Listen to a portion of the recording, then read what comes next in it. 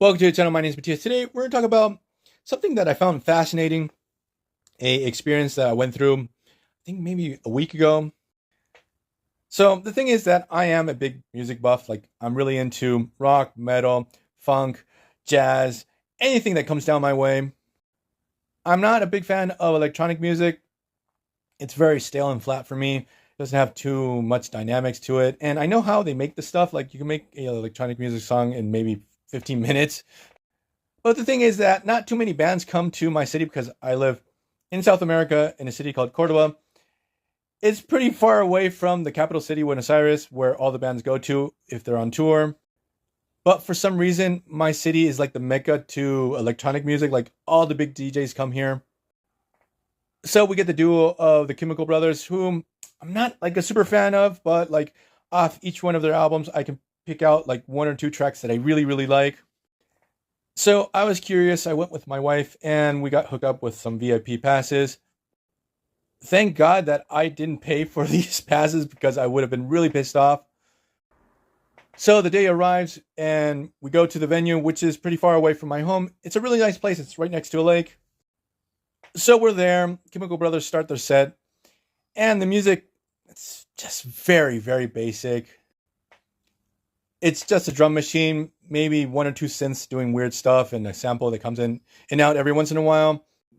And in a 2-hour set, they only played 2.5 songs from their complete catalog.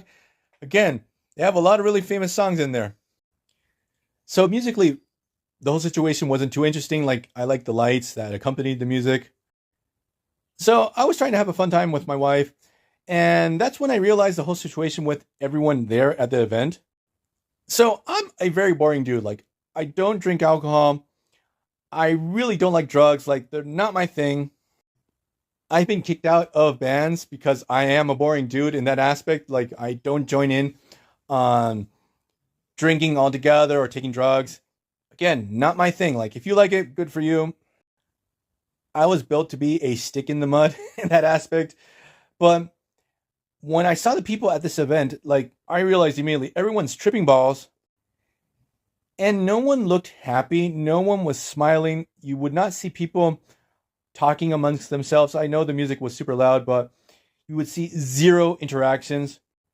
It was like a socialization dead zone, like a black hole where any social interaction just would die. I was incredibly baffled over the whole situation. Just seeing everyone immersed in their own little bubbles, even though this is a communal event. Like I got to see for the first time how party drugs really frustrate the socialization between people. And in this case, not only you have the drugs interacting, you have the music, which rhythmically it's very the same. The instrumentation is very monotonous. And you have the overstimulation of the lights. So basically everyone's super tripping. Now, judgment aside of the fact that if it's okay to take drugs or not, that's your thing, if it works for you. But what got me worried is that this situation where no one's just interacting with anyone else, I was astounded by the fact, like demographically, 70 to 80% of the people there were in their early 20s.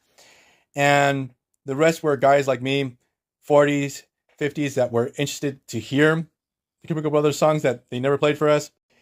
You had a lot of young people.